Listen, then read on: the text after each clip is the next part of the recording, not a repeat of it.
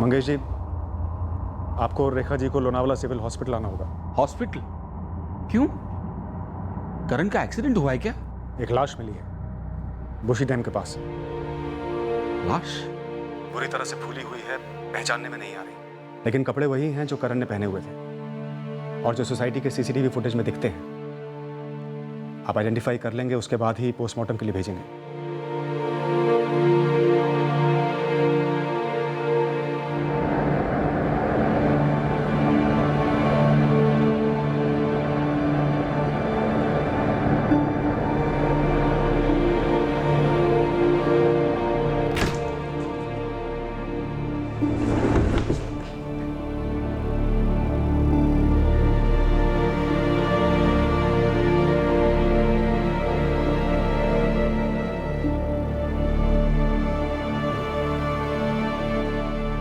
करण ये मेरा भाई।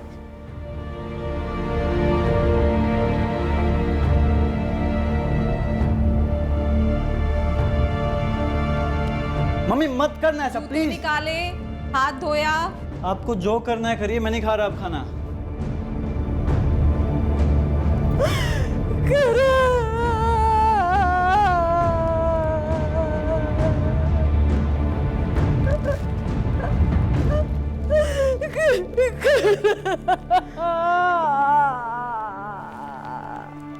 सर, सुसाइड का चांस ही नहीं है। बॉडी जितनी फूली हुई है, साबित होता है कि बहुत दिनों तक पानी में डूबी रही है। लेकिन इससे सुसाइड तो साबित नहीं होता ना, तो फिर आप लोग इस नतीजे पर कैसे पहुंचे? सुमित, हम सिर्फ संभावनाओं का अनुमान लगा रहे हैं। किसी भी नतीजे पर तब पहुंचेंगे जब पोस्टमार्टम हो जाएगा। बॉडी को पोस्टमार्टम के लिए भेज रहे हैं। करण सुसाइड कर ही नहीं सकता, चांस ही नहीं है।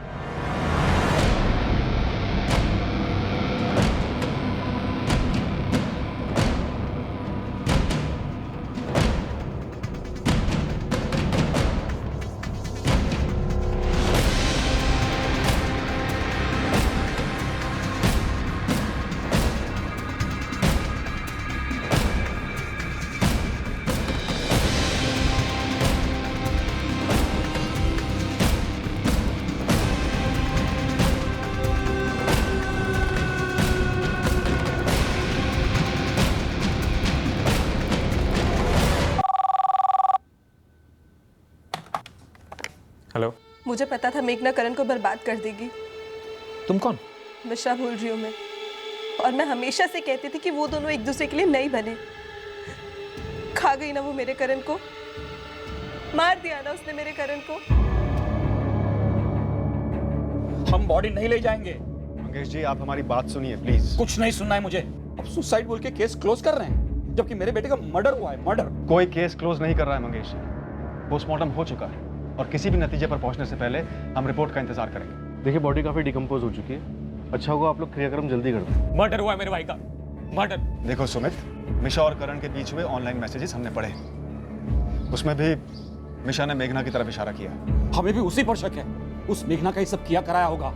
क्या उस लड़की मिशा ने मेघना का नाम लिया है? कह रही थी कि उसने करण को वार्निंग दी थी उसके बारे में। सच कहूं तो मुझे ये मेघना के बारे में पहले से ही कुछ अजीब लग रहा था।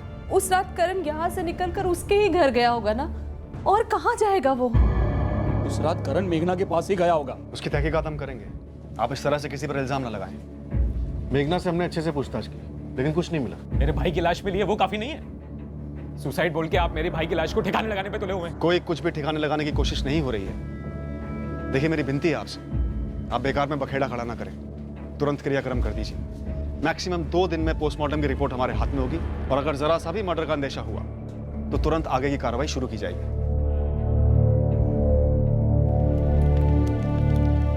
काफी मनाने के बाद करण के परिवार वालों ने करण का क्रियाक्रम किया। हम बेसब्री से इंतजार कर रहे थे पोस्टमार्टम रिपोर्ट का, जिससे हमें यह दिशा मिलती कि करण ने आत्महत्या की थी या उसकी हत्या हुई थी। अगर करण ने आत्महत्या की थी तब भी 2 सवाल उठने वाले थे। एक तो क्यों और दूसरा कैसे।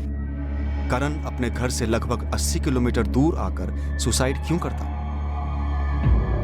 हमने 19 जून 2017 के सोसाइटी सीसीटीवी फुटेज को बार बार देखा, और हर बार हम ये रहस्य नहीं समझ पाए कि करण के चेहरे पर रत्ती भर का तनाव या ऐसा कोई भाव क्यों नहीं था जो एक डिस्टर्ब दिमाग की तरफ इशारा करता। कोई किसी के दिमाग में घुसकर कैसे पता करे कि एक हंसमुख और शांत चेहरे के पीछे का असली चेहरा क्या है, खासकर तब जब वो नौजवान गायब हुआ हो और अब उसकी लाश मिली। पोस्टमार्टम की रिपोर्ट से एक बात साफ हो जाने वाली थी कि करण जोशी की मौत किसी वीडियो गेम का कोई रचा हुआ खेल नहीं था। आगे चलकर हमें यह भी पता चलने वाला था कि करण जोशी के ऊपर एक मानसिक दबाव था जो कहीं और से उस पर हावी हुआ था। सुसाइड तो रूल आउट ही कर दो इंस्पेक्टर, ये केस सुसाइड का है ही नहीं। मर्डर कह रहे हैं आप? 101% मर्डर इंस्पेक्टर। एक तो गला घोटा गया, लेकिन ब्लोटिंग की वजह से स्ट्रैंगुलेशन मार्क्स मिट गए। चलिए उसे एक तरफ भी कर दें तो सीने पे साफ 2 स्टैबिंग के निशान हैं। बाकायदा स्टैबिंग हुई है सीने में, 2 जगह, पक्का? छुरे जैसी किसी चीज़ का इस्तेमाल हुआ है। दोनों स्टैब्स 3-3 इंच डीप हैं। रिब केज की 3 हड्डियां रप्चर हुई हैं। काफ़ी ताकत के साथ छुरा भोंका गया होगा।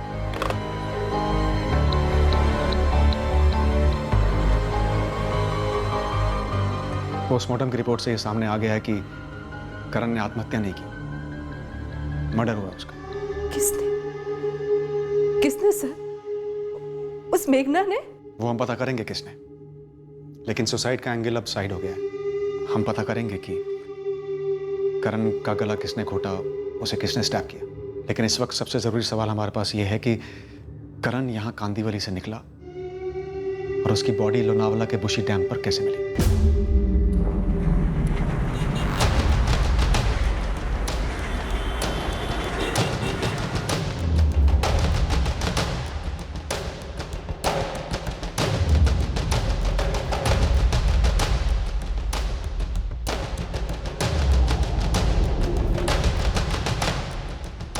कांदीवली से लोनावला के बीच 3 टोल नाके पड़ते हैं, वाशी, कलमबोली और खालम। 19 जून के तीनों जगहों के सीसीटीवी फुटेज मंगवाते हैं। ये भी तो हो सकता है कि करण ने या जिसके साथ भी वो गया हो या जो भी उसको ले गया हो, उन्होंने एरोली ब्रिज से ओल्ड लोनावला रोड ली हो, वहाँ के सीसीटीवी फुटेज भी मंगवा। इम्पॉसिबल। करण कहीं किसी और के साथ जा ही नहीं सकता है, और वो भी इतनी रात गए। तुम्हारा मतलब है सिर्फ तुम्हारे साथ जा सकता है, किसी और के साथ नहीं? प्लीज मैम, फिर वही मुझ पर शक कर रहे हैं। फॉर योर इन्फॉर्मेशन, करण और मैं कभी रात को मिलते ही नहीं थे। तुम लोग कभी बुशी डैम गए थे सैटरडे पिकनिक पर, डे टाइम में? नहीं, नेवर। और मैं आपको दावे के साथ कह रही हूँ कि करण खुद से या किसी और के साथ ऐसी कोई जगह मुझे या अपनी फैमिली को बिना बताए जा ही नहीं सकता। कोई एक रीजन बताओ, हल्के से हल्का शक हो तो भी चलेगा, जिससे हमें ये पता लग सके कि करण का कत्ल क्यों हुआ। मैम, मैं कब से यही सोच रही हूँ, पर कुछ सूझ ही नहीं रहा है। करण के पेरेंट्स का कहना है कि उस रात करण सिर्फ तुमसे मिलने आया होगा, वो और कहीं जा ही नहीं सकता। ये मतलब कुछ ज़्यादा नहीं हो रहा? झगड़ा माँ के साथ करके घर से निकला और दोषी आप गर्लफ्रेंड को ठहरा रहे हैं। काश मैम वो उस रात मेरे पास आया होता, मैं उसे कभी कुछ नहीं होने देती। कि वो मेरे पास नहीं आया। क्यों नहीं आया वो किसके साथ गया और क्यों?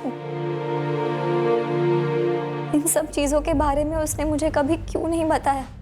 मुझे नहीं पता करण किसके पास या किसके साथ जा सकता है लोनावला। इसके पहले पेरेंट्स को इन्फॉर्म किए बिना कभी कहीं नहीं गया। 19 जून को भी अगर कहीं गया होगा तो मुझे लगता है मेघना के पास ही गया होगा। मेघना और मीशा दोनों घर पर ही थी और करण वहाँ गया ही नहीं। हमने चेक किया था संजना। मैडम, मुझे नहीं पता मैं इस मैटर में आपकी कैसे हेल्प कर सकती हूँ। मैं भी घर पर ही थी।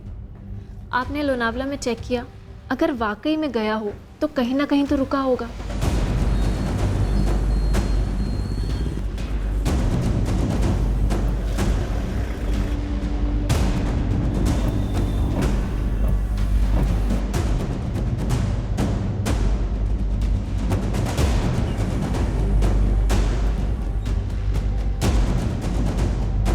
हमने छोटे से छोटे लॉज से लेकर बड़े से बड़े होटल हर जगह चेक किया, लेकिन 19 जून की रात को ये बंदा करण जोशी, इसने कहीं पर भी चेक इन नहीं किया। किसी रेस्टोरेंट में किसी ने उसे देखा हो? ना, हमने इस बंदे की फोटो, डेड बॉडी की फोटो को खूब घुमाया, लेकिन कुछ नहीं मिला। वैसे टोल नाके के सीसीटीवी फुटेज में कुछ मिला है? स्कैनिंग जारी है सब।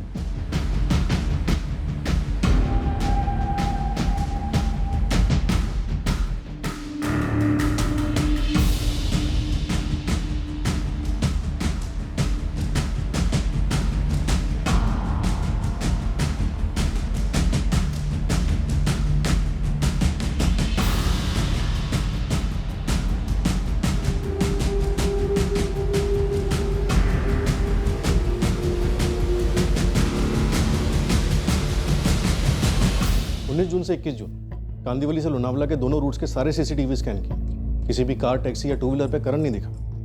बस में गया हो, कोई भी सीसीटीवी बस के अंदर के विजुअल्स कैप्चर नहीं कर सकता। गुरु और उसकी टीम अपने बस वाले कॉन्टैक्ट्स टटोल रहे हैं, फोटो घुमा रहे हैं। करण की फैमिली मेघना का नाम ले रही है बार बार, पर सोचने वाली बात यह है कि मेघना को करण की मौत से क्या मिलेगा? वो अपने बॉयफ्रेंड को क्यों मारेगी? और वैसे भी मेघना का बैकग्राउंड तो आपने चेक किया ही है। हाँ सर, सब क्लीन है। बात कुछ और ही लग रही है। लेकिन बात है क्या विनायक, और हमारी पकड़ में आ क्यों नहीं रही है? बात जो भी है, ये विक्टिम करण और उसकी लव लाइफ से कनेक्टेड है, उसके गर्लफ्रेंड से कनेक्टेड है। करण के माँ बाप तो बस एक ही लड़की का नाम ले रहे हैं, मेघना, करण की गर्लफ्रेंड, वो भी बिना किसी सबूत के। पर इतना जरूर है कि करण और मेघना का रिश्ता रहा है पिछले 3 साल से। परफेक्ट जोड़ी मानी जाती थी कॉलेज में। पहले करण पर फोकस करते हैं। ये लड़का अपने घर से निकलकर लोनावला गया अकेले, अपनी मर्जी से किसी से मिलने, या किसी के साथ गया अपनी मर्जी से, या जबरदस्ती ले जाया गया। पर करण के कोई फुटप्रिंट्स नहीं है लोनावला में। एक भी आदमी ने उसे वहां नहीं देखा। और उसकी कोई हिस्ट्री भी नहीं है गुस्से में घर छोड़कर जाने की, बिना माँ बाप को बताए। तो माँ बाप को कुछ नहीं बताया, गर्लफ्रेंड को कुछ नहीं बताया, तो शायद ऐसी कोई बात हो जो वो दोनों से छुपाना चाहता हो, जैसे कि सेक्स। उससे रिलेटेड भी कोई फुटप्रिंट्स नहीं है। कॉल रिकॉर्ड्स या टेक्स्ट मैसेजेस से कुछ नहीं मिला। आपको ये मिशा तो मिली ना फ्रेंड स्क्वायर से, वो भी उसके गायब होने के 1 हफ्ते पहले का चैट था।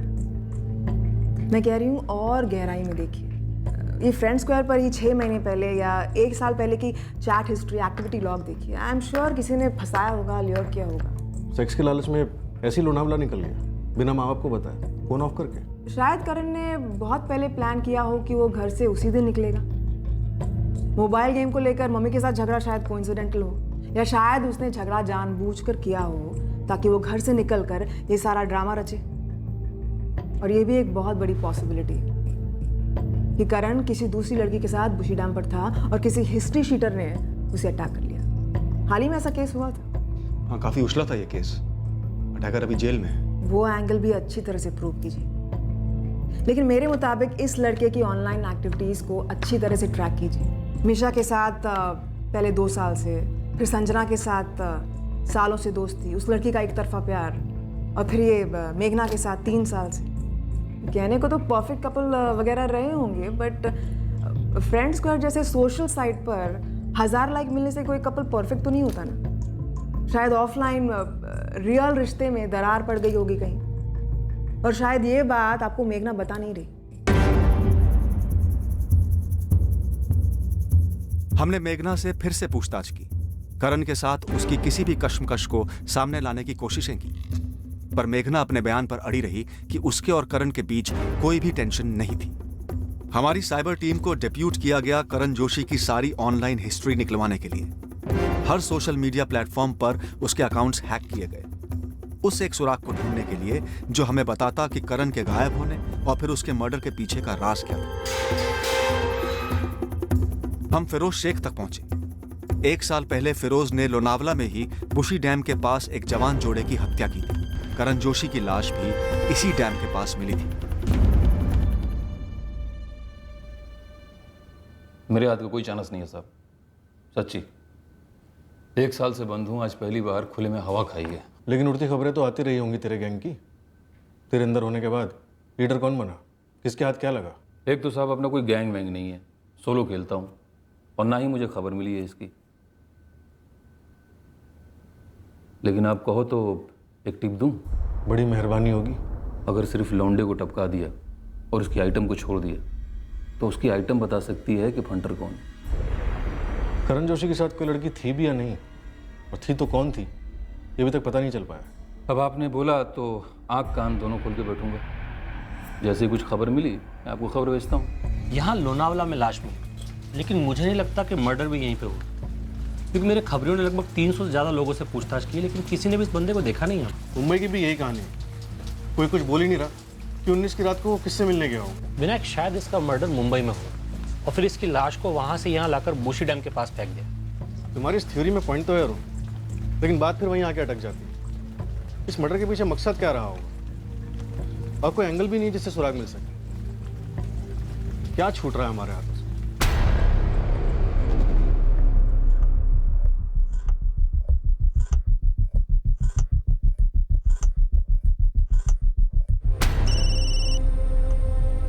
हाँ ललित, कुछ मिला तुम्हें? सर एक लड़की है नेहा पांडे नाम, प्रोफाइल कहती है सिंगापुर बेस्ड।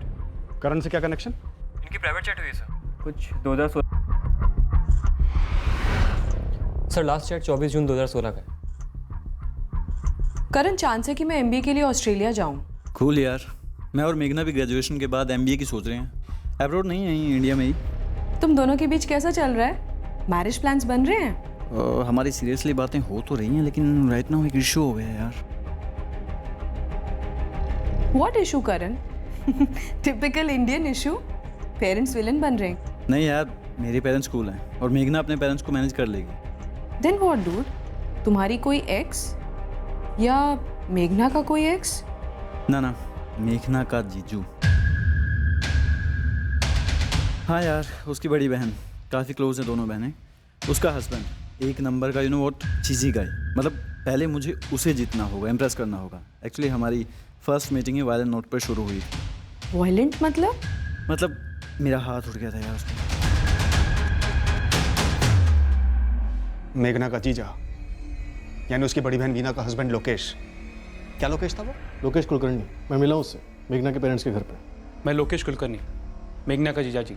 लोकेश और वीना पहले से जानते थे मेघना और करण के बारे में। सर हो सकता है नेहा पांडे करण की स्कूलमेट रही हो, क्योंकि उसके और करण के फ्रेंड स्क्वायर के कॉमन फ्रेंड्स में संजना भी एडेड। इस लोकेश और करण के बीच की झड़प का बाद में भी किसी चैट पे कोई जिक्र है क्या? नो सर, बस वही एक बार 2016 में, उसके बाद कभी भी नहीं, किसी के साथ भी नहीं। विनायक, संजना से बात करके इस नेहा पांडे का नंबर निकलवाओ। हो सकता है नेहा और करण की फ़ोन पे भी बात हुई।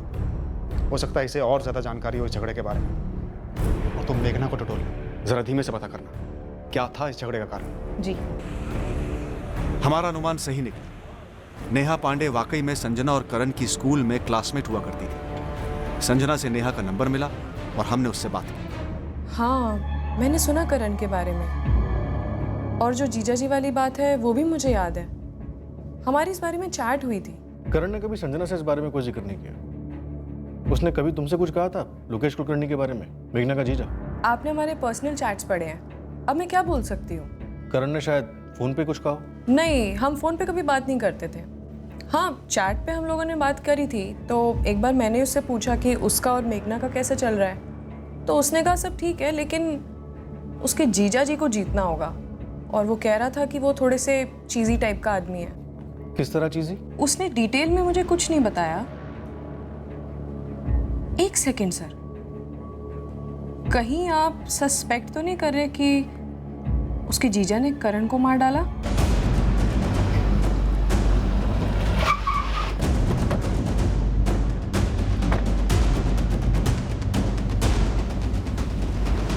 हाँ, ये सच है कि हमारी पहली मुलाकात में बच गई थी। उसने हाथ उठाया था मुझ पर।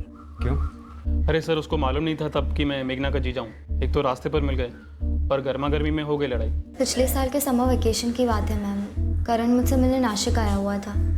हम रेस्टोरेंट के बाहर निकले ही थे कि जब जीजू ने हमें देख लिया। और तब तुम्हारी बहन वीना को मालूम नहीं था कि करण तुमसे मिलने नासिक आया हुआ है या तुम दोनों का अफेयर है वगैरह वगैरह? किसी को मालूम नहीं था।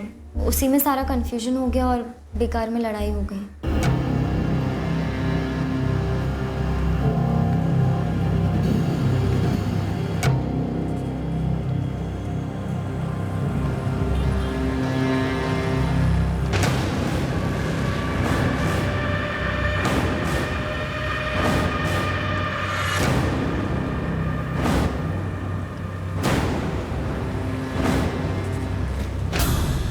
मेघना! हेलो, कौन है? क्या कर रहे हो ये? मेघना कौन है ये? मेरा दोस्त है जीजू। ए, हाथ दूर, हाथ छोड़। करण! मेरी जीजा जी है। तुम्हारे जीजा जी तो क्या फालतू में मार खाऊं इनकी मैं? बात करने से पहले हाथ उठता है इनका। मेघना कौन है ये बदतमीज? जीजू, ये करण है, कॉलेज में पढ़ता है मेरे साथ। हम प्यार करते हैं एक दूसरे से। देखिए, आप शांत हो जाइए। मैं अपनी गलती की माफ़ी मांगता हूँ, लेकिन पहले आपने हाथ उठाया था, इसलिए गुस्से में मेरा भी हाथ उठ गया। जीजू, आप प्लीज चलिए यहाँ से। मैं सब समझाती हूँ आपको बाद में, प्लीज प्लीज जीजू। सॉरी। मैंने उसकी सॉरी वहीं कबूल कर ली थी, अपने गुस्से पर मिट्टी डाल दी। रात गई बात गई बोलते ना सर, वैसे। फिर मेघना ने मुझे और मेरी वाइफ वीना को उन दोनों के बारे में बताया। बस यही बात थी। करण ने अपने एक दोस्त से शेयर किया कि तुम एक अड़चन हो, इशू हो, जो उसके और मेघना के रिश्ते के बीच आ सकता है। हाँ, लगा होगा उसे। एक तो मैंने उनको पकड़ा, ऊपर से करण ने हाथ उठाया मेरे पर, तो उसे लगा होगा कि मैं टांग अड़ाऊंगा उनके रिश्ते में। तो तुमने मेघना का ब्रेन वॉश करने की कोशिश की होगी और वो राजी नहीं हुई होगी। मैंने ऐसे कुछ नहीं किया।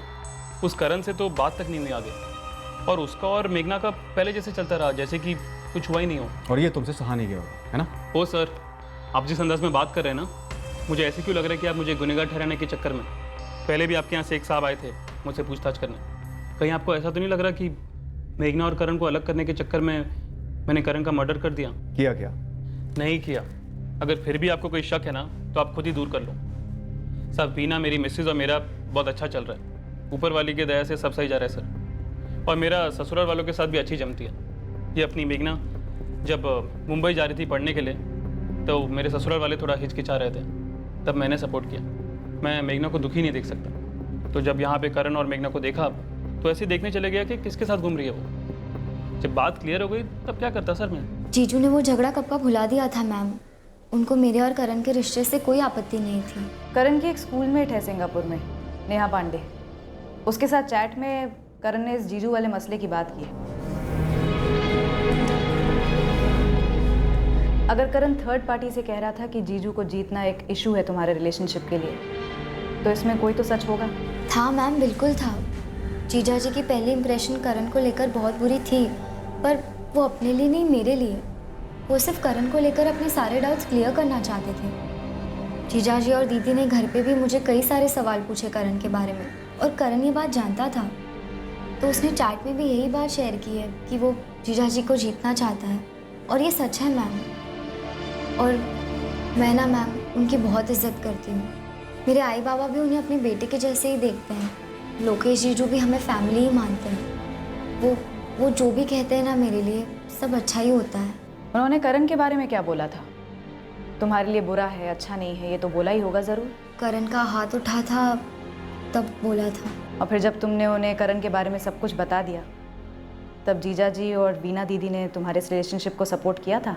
जी मैम, करते थे। तुम पक्का हो जीजा जी ने नहीं किया? थप्पड़ का जवाब मर्डर से नहीं दिया? सवाल ही पैदा नहीं होता मैम। बहुत प्यार करती थी करण से? बहुत ज़्यादा। और वीना दीदी से? Of course. तो अब करण नहीं रहा, तो वीना दीदी की लाइफ नहीं खराब करना चाहती, इसलिए लोकेश को बचा रही हो ना तुम? नहीं मैम, मैं ऐसा क्यों करूँगी? मैं ऐसे ही पूछ रही हूँ। नहीं मैम, मैं किसी को बचाने की कोशिश नहीं कर रही।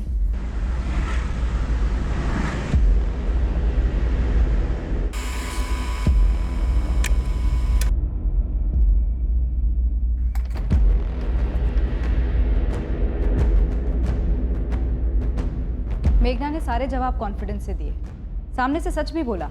कुछ छुपा रही है, ऐसा लगता है? कहना मुश्किल है सब। बाहर से उतनी इमोशनल नहीं लगती, लेकिन अंदर से काफ़ी गहरे सदमे में है। ऐसा कोई हिंट भी नहीं दिया कि कुछ जानती हो, लेकिन जब मैंने जीजा को बचाने के बारे में बात की, तब अड़कर बैठ गई। कहने लगी नहीं, ऐसा कुछ नहीं है। ट्रैवल्स का बंदा है ये लोकेश, कहीं करण को उठा के तो नहीं ले गया उस रात? लेकिन ये एक प्योर इत्तेफाक ही हो सकता है कि 19 जून की रात को करण गुस्से में अपने घर से निकला माँ से झगड़कर, और ठीक उसी रात लोकेश उसे उठाने का प्लान बनाकर वहां पहुंच गया।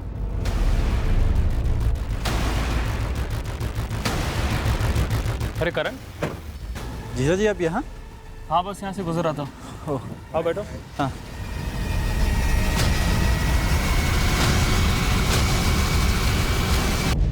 करण को भनक भी नहीं लगी होगी कि लोकेश का इरादा क्या था। ऊपर से उसने फोन बंद कर दिया था, तो काम और आसान हो गया होगा लोकेश का। 19 जून की रात को लोकेश कुलकर्णी की फ़ोन लोकेशन नासिक की थी, मुंबई की नहीं। क्राइम शोज में देखा होगा सर, फ़ोन घर पर ही छोड़ा होगा ताकि कोई शक ना करे। आजकल लोग बहुत शातिर हो गए हैं। विनायक, नासिक से पता करो कि लोकेश की ट्रैवल एजेंसी में कितनी गाड़ियाँ हैं, और फिर जो 2 रूट्स के टोल नाके के CCTV फुटेज है हमारे पास, उन्हें दोबारा स्कैन करो और देखो कि लोकेश की ट्रैवल की कोई गाड़ी वहाँ दिख रही है या नहीं। शायद करण को मुंबई में मारा और लाश को लोनावला ले गया हो लोकेश। तगड़ा चांस है।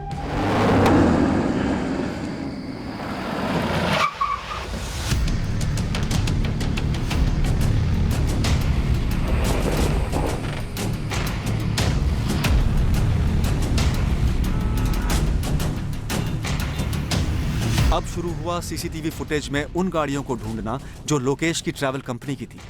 और 19 जून को मुंबई में आई हो सकती थी या फिर मुंबई से बाहर गई हो सकती थी। नासिक के खबरियों और आरटीओ से पता चला कि लोकेश कुलकर्णी की 3 गाड़ियां थी ट्रैवल ऑफिस में। लोकेश को क्वेश्चनिंग के लिए बुलाने के बाद वो जान गया था कि वो हमारे रेडार पर था, शायद संभल कर चल रहा था, लेकिन उसके पीछे हमारे आदमी लगे हुए थे। उसके बारे में हर मिनट की जानकारी निकाली जा रही थी। हमने सिर्फ लोकेश की 3 गाड़ियों को ही नहीं खोजा सीसीटीवी फुटेज में, पर उन सभी गाड़ियों को भी ढूंढा जो ट्रैवल एजेंसी से थी और 19 की रात को लोनावला मुंबई के बीच में दौड़ी।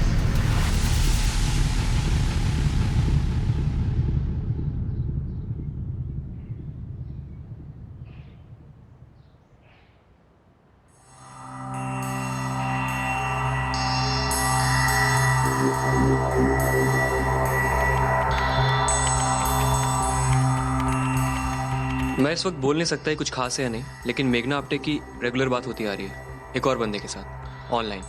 कौन है वो बंदा? अमित सिंह नाम है। इसकी फोटो मेरे कंप्यूटर पर सेव की है मैंने। किस किस्म की दोस्ती है?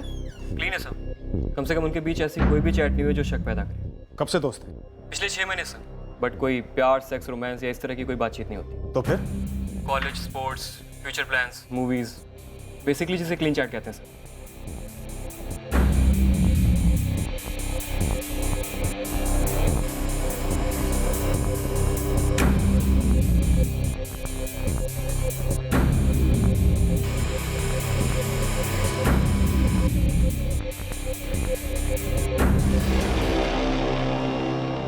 दोनों रूट्स के टोल नाकों पर लोकेश की गाड़ियां तो नहीं दिखी, लेकिन एक गाड़ी शाम 7:30 बजे एक ज्वेलरी शॉप के सीसीटीवी में दिखती है। ये ज्वेलरी शॉप कांदीवली में मेघना के घर के पास है। फिर ये गाड़ी लगभग 6 घंटे बाद यानी 1:35 को एक मॉल के सीसीटीवी में दिखाई देती, जो मेघना के घर से 6 मिनट दूर है। और फिर यही गाड़ी रात 2:30 बजे वाशी टोल नाका क्रॉस करती है। वाशी क्रॉस करती है लेकिन कालमबोली नाका नहीं। मतलब दूसरा रूट लिया हो, पुराना वाला। ये अमित सिंह मेघना के फोन रिकॉर्ड्स में फीचर होना चाहिए। बंदा पुणे से है, पता करो कितने पानी में है। और ये जो गाड़ी ट्रैक की है तुमने, इसके ड्राइवर को ढूंढ निकालो। गाड़ी में ड्राइवर के अलावा कोई और दिख भी नहीं रहा। तो ड्राइवर से ही पूछ लेते हैं कि भाई 19 जून की रात को खाली गाड़ी लेकर कहां से कहां जा रहे थे।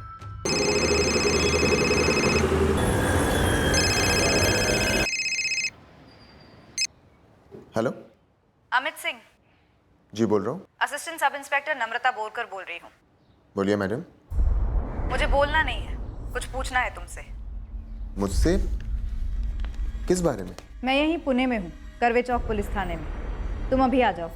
अभी आ जाओ? क्या मतलब मैडम? मैडम आप बताइए ना कि क्या बात है। फोन पर बता नहीं सकती, इसलिए जल्दी आ जाओ। मैडम ये तो आप धमकी दे रही हैं मुझे। नहीं, धमकी नहीं दे रही हूँ, तुमसे कुछ पूछताछ करनी है। आप मुझे डरा रही हैं। बिल्कुल नहीं अमित। मैडम मैं कह रहा हूँ कि आप डरा रही हैं मुझे। तो मत डरो, सीधे सीधे यहाँ मिलने चले आओ।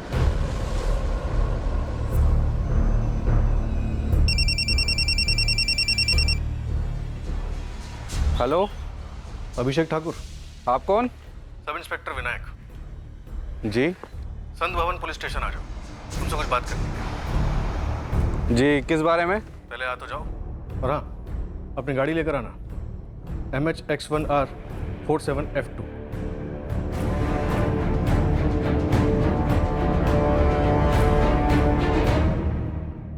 मेघना के साथ सच में क्या रिश्ता है तुम्हारा? हम बॉयफ्रेंड गर्लफ्रेंड हैं। Boyfriend girlfriend? कहाँ मिले, कैसे मिले? ऑनलाइन मिले थे मैडम 6 महीने पहले फ्रेंड स्क्वायर पर। उसके बाद ऑफलाइन फेस टू फेस मिले। अब गोइंग स्टेडी। करण जोशी को जानते हो? नहीं मैडम, पर हाँ मेघना ने बताया था कि करण के साथ उसका रिश्ता था, लेकिन बाद में दोनों का ब्रेकअप हो गया था। ब्रेकअप हो गया था?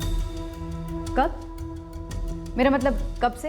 मैडम मेघना ने कहा था कि वो उसका पास था, लेकिन क्या आप मुझे बताएंगे कि आप मेरे और मेघना के रिलेशनशिप में इतना इंटरेस्ट क्यों दिखा रही हैं? क्योंकि करण का कत्ल हुआ है।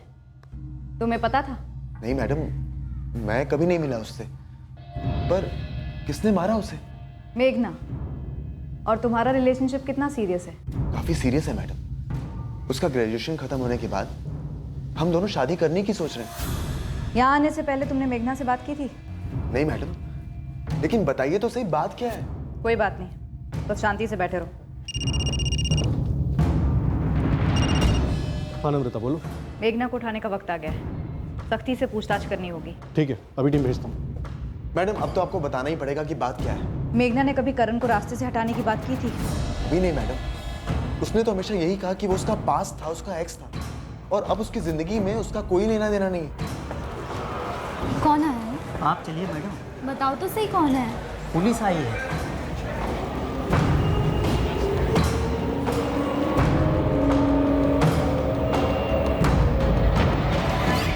हाँ ये मेरी गाड़ी है।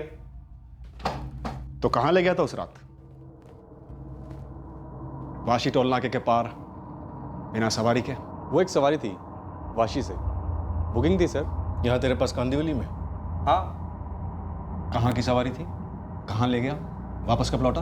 वो एक्चुअली में उन्होंने बुकिंग कैंसिल कर दी थी, तो मैं खाली हाथ लौटा था अगली सुबह। हाँ वो देखा हमने सीसीटीवी में, 20 जून सुबह 9:30 बजे। राइट? जी सर।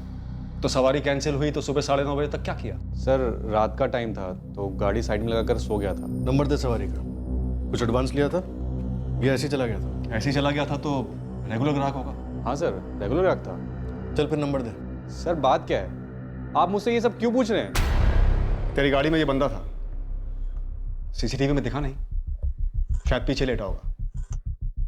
नहीं नहीं, ये कहाँ था मेरी गाड़ी में? ये नहीं था। तो फिर ये था? अब ये मत बोलना तो इसे नहीं जानता। तेरे फोन रिकॉर्ड में रायते की तरह फैला हुआ या लोकेश कुलकर्णी, नासिक का रहने वाला? हाँ सर मैं जानता हूँ इसको। देख अभिषेक ठाकुर, बड़ी मुश्किल से इस केस में तू और तेरी गाड़ी मिली है जिसका आंकड़ा बिल्कुल ठीक बैठता है लोकेश कुलकर्णी के साथ। 19 जून की रात को तेरी गाड़ी कांदिवली में घूमती रही जब ये लड़का करण गायब हुआ था। अब सीधे सीधे बताएगा या तुझे हम अपनी गाड़ी में घुमाए, पीछे लिटाकर या डिग्गी में ठूंस कर?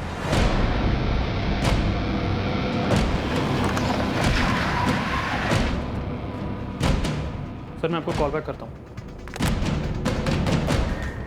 Hello sir. सर कुछ पता चला करण के बारे में? अभिषेक ठाकुर और मेघना आप्टे दोनों को अंदर कर दिया। अब तेरी बारी है लोकेश कुलकर्णी।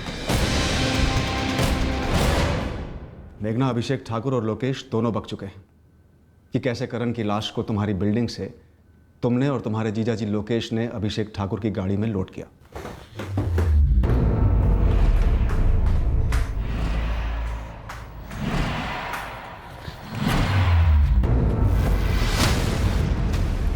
इस बेडशीट के पहले छोटे छोटे टुकड़े काटना, फिर एक एक करके जला देना, उसके बाद पूरे घर को धोकर अच्छे से साफ कर देना। समझी मेघना?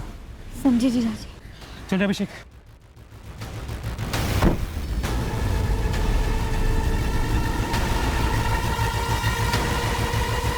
जल्दी चला अभिषेक।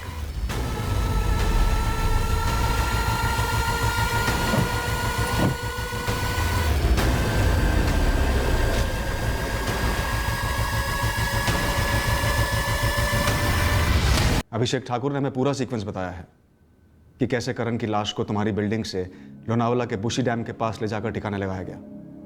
तो जाहिर सी बात है मर्डर तुम्हारे फ्लैट पे ही हुआ होगा। तुम्हारा पुणे वाला बॉयफ्रेंड अमित सिंह भी हमें बता चुका है कैसे तुम दोनों शादी करने वाले थे और कैसे करण के साथ तुम्हारा ब्रेकअप हो चुका था। एक्चुअली करण और मेरा ब्रेकअप हुआ ही नहीं कभी। ओ अच्छा, तो करण को खुद मालूम ही नहीं था कि तुम्हारा और उसका ब्रेकअप हुआ है?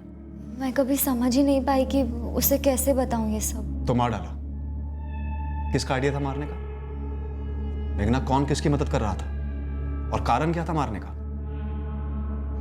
मेघना, परफेक्ट जोड़े का ढोंग खूब रचाया तुमने। तुम्हें लगा होगा कि परफेक्ट क्राइम करके निकल जाओगी।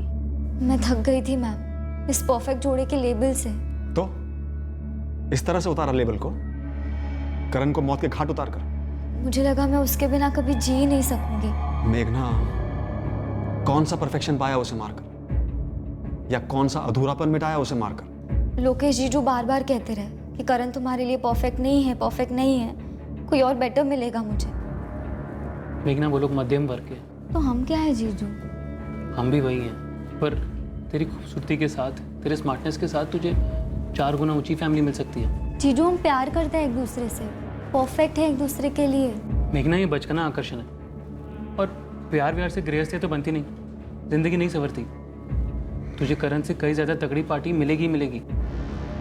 मेघना छोड़ दे उसे, मैं कह रहा हूँ ना, जीजू की बात मान, वो करण सही नहीं है तेरे लिए। मैं हर वक्त जीजू की बातों के बारे में सोचती रहती। वो बार बार फ़ोन करते रहते, हर बार वही बात, ब्रेकअप कर, लेकिन मुझसे हो ही नहीं रहा था। मैं जितना सोचती कि करण और मैं एक परफेक्ट कपल हैं, उतना ही ज़्यादा मेरा दिल करता ये जानने का कि मैं करण के बिना कैसे जी सकूंगी। मैं उस किसी और को ढूंढने लगी जिसके प्यार में मुझे पड़ना था, जिसके साथ मुझे करण से भी ज़्यादा परफेक्ट फील करना था। मेरी सर्च सक्सेसफुल रही। मुझे अमित सिंह से रिक्वेस्ट आई। उससे बात करते करते मैं अपने आप को टेस्ट करने लगी। मुझे रियलाइज़ हुआ कि मैं उसके प्यार में पड़ रही हूँ और वो भी मेरी तरफ अट्रैक्ट हो रहा था। फाइनली मुझे रियलाइज़ हुआ कि करण के अलावा भी मैं किसी और के साथ खुश रह सकती हूँ। और ये कोई और तुम्हारे करण से ज़्यादा अमीर था, जैसा कि तुम्हारे जीजा जी चाहते थे। सिर्फ अमीर ही नहीं मैम, कोई ऐसा जिसके साथ मैं और भी परफेक्ट फील करूँ। ठीक है, अमित तुम्हें मिला, करण से तुमने ब्रेकअप करने का फैसला किया, इस सब के बीच में मर्डर कहाँ से आ गया? मैंने काफ़ी चाहा कि मैं करण से ब्रेकअप की बात कह दूँ, लेकिन मुझसे हो ही नहीं पा रहा था। फ्रैंकली मैं करण को अपने सिस्टम से निकाल ही नहीं पा रही थी। सुन मेघना, ले देकर ना सारे अच्छे लड़के एक जैसे ही होते हैं। उनमें से जो ज़्यादा अमीर वो ज़्यादा अच्छा, और अमित तुम्हारी हर ज़रूरत पूरी करेगा, खुश रखेगा तुम्हें। मैं करण को अपने दिल से नहीं निकाल पा रही हूँ जीजू। ये दिल विल की बकवास बातें हैं, तुम उसे निकाल चुकी हो, बस उसे बोलना बाकी रह गया। मैं वही नहीं बोल पाऊंगी जीजू। उसे भी लगता है कि हम दोनों परफेक्ट हैं। वो बर्बाद हो जाएगा सुनकर। उसे उसके नसीब पे छोड़ दो, वो ठीक हो जाएगा। लेकिन मैं ठीक नहीं हो पाऊंगी जीजू। आज मैं अमित के लिए करण को छोड़ने की सोच रही हूँ। कल को अमित के साथ नहीं जमा तो मुझे कितना बुरा लगेगा कि मैंने सच्चे प्यार करण को खो दिया। करण भूत बन के तुम्हारा पीछा कर रहा है। उसके साये से बचने का सिर्फ एक ही तरीका बचता है कि करण तुम्हारी ज़िंदगी से हमेशा के लिए गायब हो जाए। फिर तुम्हें बुरा लगने की गुंजाइश ही नहीं रहेगी कि तुमने करण को छोड़ दिया। समझ रही है ना? कैसे भी करण को अपनी ज़िंदगी से, अपनी यादों से, हर जगह से आउट करना। वो साला मेरी साली की लाइफ कंट्रोल कर रहा था, पर बर्बाद भी किए जा रहा था। और उसका उपाय उनको मर्डर सूझा। वो नहीं मरता ना तो मेघना की पूरी लाइफ बर्बाद होती। मेघना की लाइफ या तुम्हारी लाइफ लोकेश? हाँ, मेरी लाइफ भी। उस के पिल्ले ने मुझ पर हाथ उठाया, मुझ पर। उसके आने के पहले मेघना हर बात के लिए मुझ पर डिपेंड थी, मुझसे मदद मांगती। मैं उसकी बहन, उसे, उसके माँ बाप सबको संभालता। अच्छा लगता मुझे। फिर अचानक से ये आ टपका करण, और उसके आने के बाद तो मतलब मेघना पूरी तरह बदल ही गई थी। तो तुम्हारे हाथ से लगाम छूट गई थी और उसे वापस लाने के लिए तुमने करण की पकड़ कम करने की सोची, उसका कत्ल करके। कुछ भी करके मुझे मेघना को उसकी चुंगल से दूर करना था सर, आज़ाद करना था। कुछ भी करके मुझे मेघना को उसकी चुंगल से दूर करना था सर, आज़ाद करना था। अच्छा सुनो, आज रात को घर आना है? क्या? सीरियसली? मूड है मेरा, मैं माइंड चेंज कर लूँ उसके पहले हाँ कह दो और आ जाओ रात को। वैसे क्या मूड है तुम्हारा? 19 जून की सुबह हमने ये डिसाइड किया कि आज रात हम मेरे घर टाइम स्पेंड करेंगे, लेकिन मैंने सोचा ही नहीं कि करण किसी और को नहीं बोलेगा।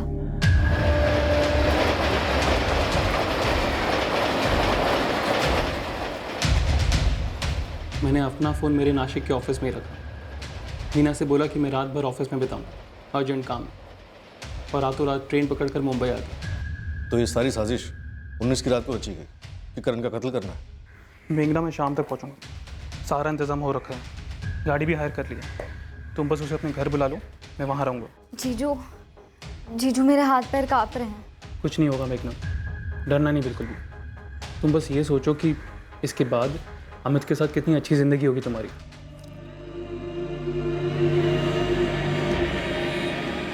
उस रात जब करण मेघना के घर के लिए निकला था, उसे कोई अंदाजा नहीं था कि उसके साथ क्या होने वाला है। वो मेघना के साथ रात बिताने उसके घर जा रहा था, लेकिन उसे कहां पता था कि वो अपने घर जिंदा कभी नहीं लौटेगा। करण ने अपना फोन शायद इसलिए स्विच ऑफ किया था क्योंकि उसका अपनी मां के साथ झगड़ा हुआ था, और शायद वो मेघना के घर पर डिस्टर्ब नहीं होना चाह रहा था, या फिर कोई और ही कारण था। असली कारण हमें कभी पता नहीं चलेगा।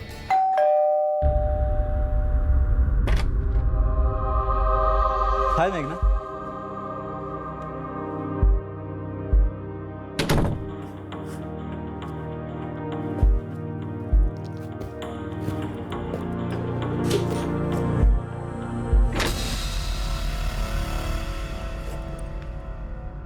मेघना, क्या है ये सब?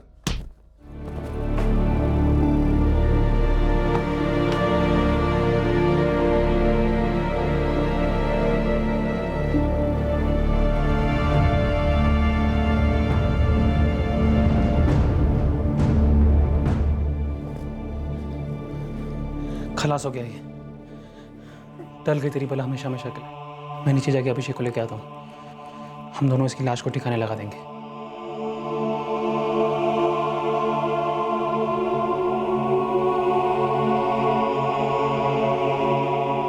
मेघना, तुम्हें जरा सी भी समझ है कि तुमने क्या किया है?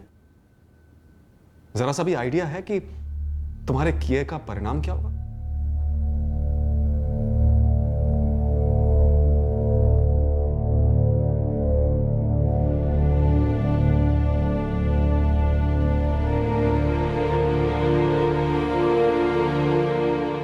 जाहिर सी बात थी कि करण की फैमिली इस जुर्म के मकसद को सुनकर हिल गई, पर शायद उन्हें पहले से भनक थी कि मेघना गुनहगार है। करण के दोस्त और सारा कॉलेज शॉक में है। वो समझ नहीं पा रहे हैं कि एक परफेक्ट कपल के बीच ऐसा भी क्या हो गया जिसके चलते एक ने दूसरे का कत्ल कर दिया। मेघना की फैमिली भी अविश्वास की गिरफ्त में है कि उनकी मेघना इतने संगीन जुर्म के लिए गिरफ्तार हुई है। उन्हें तो यह भी पता नहीं था कि उनकी बेटी का करण के साथ और फिर अमित के साथ रिश्ता था। सबसे बड़ा शौक उनके लिए यह था कि उनका दामाद लोकेश, जिसकी वो काफी इज्जत करते थे, इस जुर्म के लिए मेघना को उकसाने और तैयार करने में शामिल था। परफेक्ट रिश्ता क्या होता है? क्या परफेक्शन का कोई मापदंड हो सकता है? दायरे हो सकते हैं? शायद वो रिश्ता सबसे ज्यादा परफेक्ट होता है जिसमें दो लोग एक दूसरे को बोल सकते हैं आराम से कि भाई अब ये रिश्ता काम नहीं कर रहा है, चलो आगे बढ़ते हैं। कोई अपनी मर्जी से करे या किसी पर दबाव डाले। एक रिश्ते को तोड़ने में जुर्म का सहारा लेना किसी भी सूरत में परफेक्ट नहीं हो सकता। जुर्म में परफेक्शन की गुंजाइश सिर्फ तब होती है जब कानून का सामना करना पड़ता है मुजरिम को और सजा भुगतनी पड़ती है। जुर्म की दुनिया में कहीं और परफेक्शन हो ही नहीं सकता। फिर मिलेंगे अगले हफ्ते एक और नए केस के साथ। क्राइम पेट्रोल सतर्क। जय हिंद।